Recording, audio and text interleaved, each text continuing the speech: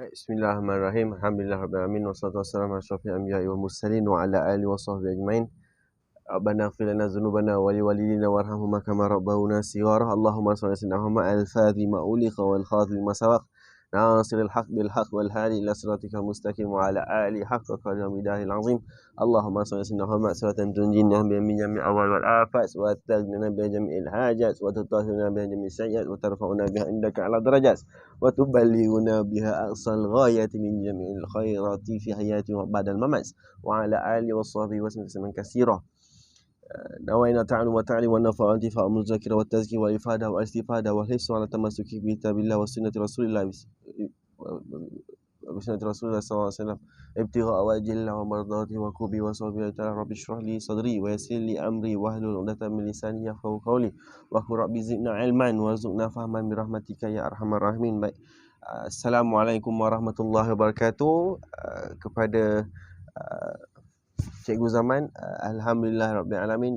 Saya adalah Ahmad Hazib bin Ahmad Mazlan dan saya akan berceramah sedikit mengenai falsafah pendidikan kebangsaan, iaitu saya perlu perbaiki semula dengan video yang sebelum ni yang saya pernah hantar. Maka saya memperbaiki sedikit. Kerana apa? Kerana saya sendiri mempunyai kelemahan. Bukanlah orang yang hebat seperti Cikgu Zaman itu sendiri, kerana dia adalah cikgu saya yang mengajarkan saya mengenai dengan falsafah pendidikan kebangsaan. Baik, falsafah pendidikan kebangsaan, seperti yang kita sedia maklum bahawa seorang manusia perlu hidup dengan berfalsafah. Seorang manusia perlu akan hidup kepada berfalsafah, iaitu apa? Supaya berlandaskan dengan perkara-perkara yang sebenar. Kerana apa? Kerana jikalau manusia tidak berfalsafah, akan menjadi seorang manusia yang hidup tak tentu arah, mengikut diri sendiri, sehingga akhirnya terjun laut. Masuk dalam hutan, duduk dalam hutan. Jadi tak boleh. Maka kita diajarkan dalam berfalsafah, bahkan ramai falsafah Islam daripada imam-imam kita, iaitu Imam Al-Ghazali, Imam Ar-Rusdi. Maka itu mereka mengajarkan perkara-perkara yang apa? Yang agar hidup kita ni dalam lingkungan Islam, supaya apa? Supaya hidup berlandaskan kepada Al-Quran dan As-Sunnah. Seperti apa? Seperti dalam pendidikan, falsafah pendidikan itu sendiri. Bahkan dalam falsafah pendidikan kebangsaan kita, iaitu dalam negara Malaysia, kita tahu bahawa sejarah pendidikan negara kita ini bermula daripada sekecil bata. Orang kata sekecil bata kan, untuk buat sekolah tu. Bahkan sebenarnya falsafah kita bermula daripada tidak ada apa-apa. Sekolah yang biasa, sekolah yang kecil. Orang Melayu datang ke sekolah Melayu, orang India datang sekolah India, orang Cina datang sekolah India, sekolah India. Orang Inggeris sahaja yang menyatakan bahawa mereka mempunyai batu yang besar ketika itu, membuat sekolah yang besar, sehingga datanglah berbagai-bagai kaum. Tetapi apa yang diajar itu telah menjadi telah ditentang oleh orang-orang kampung pada waktu itu. Kerana apa? Kerana tak faham bahawa perkara itu diperbolehkan. Tetapi pada zaman sekarang ini, apa yang diajarkan oleh Inggeris itulah yang telah diikuti. Maka diajar menjadi apa? Menjadi sekolah yang formal. Bahkan melalui beberapa laporan dan juga beberapa penyata berlandaskan kepada apa yang berlaku, iaitu budaya-budaya masyarakat Malaysia, telah menjadikan sebuah pendidikan yang formal, pendidikan yang baik, sehingga terciptalah sebuah falsafah pendidikan negara, FPN, iaitu falsafah yang menyatakan bahawa pendidikan negara mementingkan akan rohani, emosi, intelektual dan juga jasmani. Bahkan falsafah pendidikan menyatakan bukan sahaja daripada sudut akademik, ada juga daripada sudut tenaga mahir itu sendiri, iaitu TVET. Maka kedua-dua perkara itu diajarkan lagi dalam apa? Dalam bentuk keislaman, iaitu apa? Berperanan agar walaupun belajar akademik, walaupun bertenaga mahir, tetapi dia hidup dalam keadaan apa? Dalam keadaan bermoral dan juga dalam keadaan yang menjaga kepada keagamaan, iaitu beragama Islam ataupun beragama yang selainnya. Bahkan itulah yang diajarkan dalam Islam, dalam kebangsaan, dalam negara kita sendiri, iaitu Malaysia. Agar apa? Agar penduduk-penduduknya dalam keadaan yang bermoral, agar penduduk-penduduknya dalam keadaan yang berfikir secara holistik, secara menyeluruh. dan juga tidak memaksa kepada satu sama lain, dan juga bahkan berperang sendiri pun mereka sudah tidak mahu. Kerana apa? Kerana mereka sudah didasari dengan falsafah-falsafah yang baik, mereka sudah didasari dengan falsafah-falsafah yang telah pun diajarkan di dalam sekolah, iaitu yang telah ditekankan, orang kata apa, di-enjet daripada pihak kerajaan sendiri. Agar apa?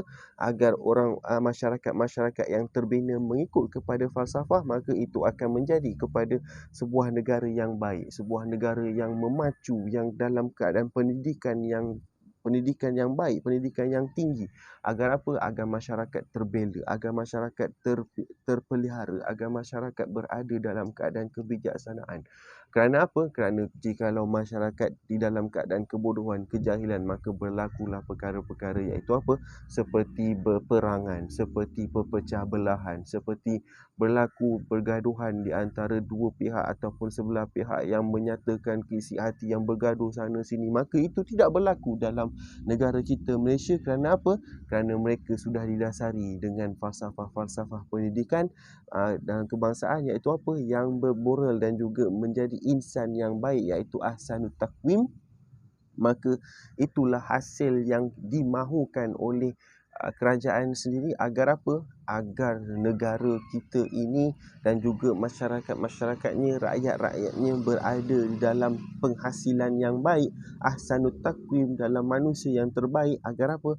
Agar kita sendiri sebagai orang-orang pendidik ataupun guru melihat kepada anak-anak pelajar kita, mereka dalam keadaan yang istimewa, yang baik, yang dalam keadaan indah, dalam keadaan yang sedap mata dipandang. Maka itulah yang akan membuatkan kita bersyukur kepada Allah Subhanahu Wa Taala. Kerana apa? Kerana dikurniakan akan perkara-perkara yang jitu, iaitu apa? Di luar negara sana ada negara yang berperang. Kerana apa? Kerana tidak teratur. Maka negara kita sudah diaturkan dengan perkara yang baik, maka kita ikut perkara yang baik. Maka orang yang tak mahu dengar ini yang akan menjadi suatu masalah. Mudah-mudahan negara kita dalam keadaan yang selamat dan juga aman dengan kehadiran PM Perdana Menteri yang terbaru, iaitu Datuk Seri Anwar Ibrahim. Bagaimana bentuk pemerintahan dia, atau bagaimana keadaan beliau mengaktifkan falsafah pendidikan negara mengikut kebangsaan, falsafah kebangsaan itu sendiri. Maka kita nantikan kesannya dalam masa 10 tahun akan datang ataupun 20 tahun akan datang, hasil daripada pimpinan beliau. Walaupun politik berlainan, tetapi kalau dah diangkat pemimpin tersebut, ikut je lah. Okey, baik.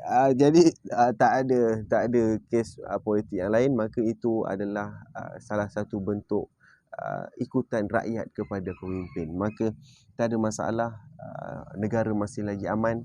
Maka keberhasilannya kita mahukan agar para pelajar ataupun pendidik-pendidik mampu melahirkan murid-murid yang baik, yang insannya yang baik, dan juga terkawal dalam sudut intelektualnya dan rohaninya, dari segi sudut jasmaninya dan juga emosi. Maka itulah apa yang kita mahukan, tidak lain dan tidak bukan. Tidak lain dan tidak bukan, perkara tersebutlah yang menjadi pilihan setiap umat Islam, setiap umat manusia di negara Malaysia kita ini sendiri. Baik, itu saja apa yang saya mampu sampaikan. Terlebih terkurang saya mohon maaf. Hanya saja aib saya saja yang ditutup oleh Allah Subhanahu Wa Taala. Tidak apa yang dipandang lebih, tidak apa yang dipandang mulia. Maka apa yang kita mahukan hanyalah Allah Subhanahu Wa Taala membalas jasa baik guru-guru kita, pendidik-pendidik kita, ibu bapa kita, orang-orang tua kita. Baik, itu saja daripada saya. Assalamualaikum warahmatullahi wabarakatuh. Terima kasih Cikgu Zaman.